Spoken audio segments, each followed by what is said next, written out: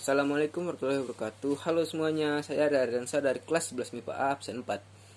Pada kesempatan kali ini saya akan membuat video tentang praktikum osmosis. Apa sih tujuan dari praktikum ini? Ya, tujuannya itu yang pertama adalah menentukan adanya peristiwa osmosis. Yang kedua adalah mengetahui efek dari potensial air yang diletakkan di larutan hipotonis dan hipertonis. Dan yang ketiga adalah melihat perbedaan yang terjadi pada potongan kentang setelah percobaan. Yuk kita simak videonya, jangan skip ya. Selanjutnya kita masuk ke alat dan bahan. Yang pertama ada timer. Kemudian yang kedua kentang. Yang ketiga pisau. Kemudian garam. Dan yang terakhir adalah gelas plastik. Oke, berikutnya adalah proses langkah-langkah dalam praktikum osmosis ini. Yang pertama adalah kita memasukkan garam ke dalam air. Gelas ketiga 1 sendok.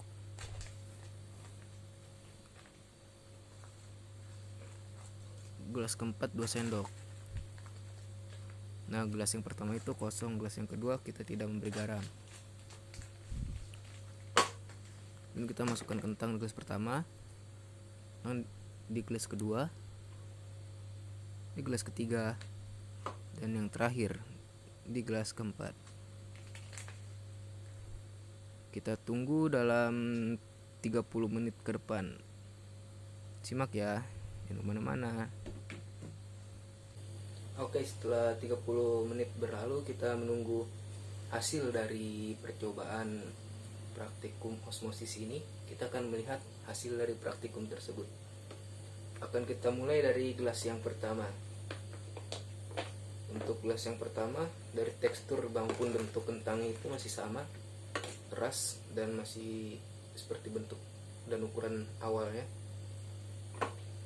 Kemudian gelas yang kedua itu hanya berisi air, tidak menggunakan garam. Untuk gelas yang kedua itu tidak ada perubahan juga, tapi sepertinya kalau untuk ukuran bisa berubah sedikit lebih besar. Tapi untuk teksturnya masih sama, masih seperti awal. Kemudian ini adalah gelas yang ketiga. Gelas yang ketiga ini adalah gelas yang diberi 1 sendok garam.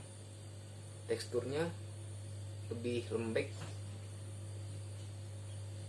Kemudian bentuknya juga lebih mengecil dari bentuk awalnya. Kemudian ini adalah gelas yang terakhir, gelas yang keempat. Saya mengisi air dengan 2 sendok garam.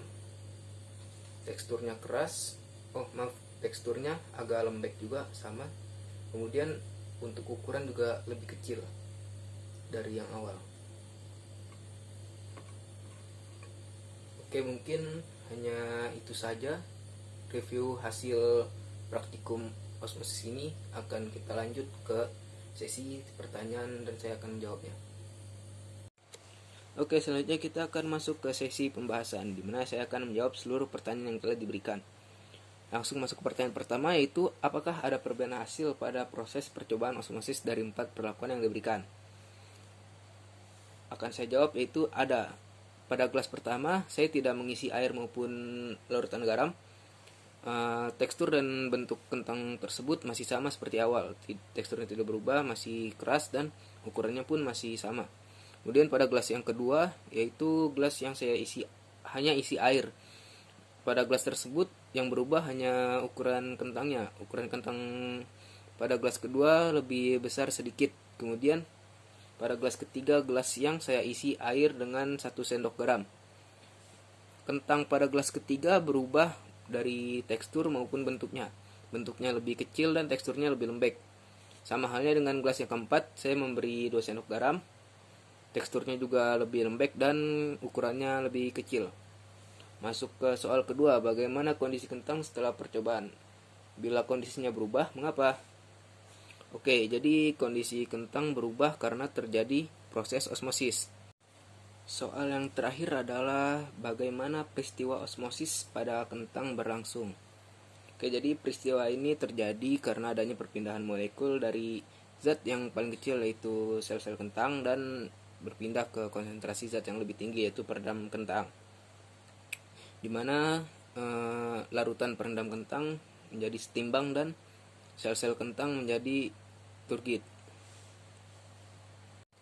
Oke, jadi kesimpulan yang dapat saya ambil dari proses praktikum osmosis ini adalah kentang yang saya rendam dalam air garam akan mengalami perubahan ukuran menjadi lebih kecil. Kemudian kentang yang saya rendam di dalam air biasa, tidak diberikan garam, akan mengalami perubahan ukuran menjadi lebih besar. Tetapi pada kentang yang diletakkan atau ditaruh di gelas kosong, tidak akan mengalami perubahan apapun. Oke, mungkin cukup sekian dari praktikum yang saya lakukan. Saya mengucapkan terima kasih, apabila ada salah saya mohon maaf. Assalamualaikum warahmatullahi wabarakatuh. Sampai jumpa.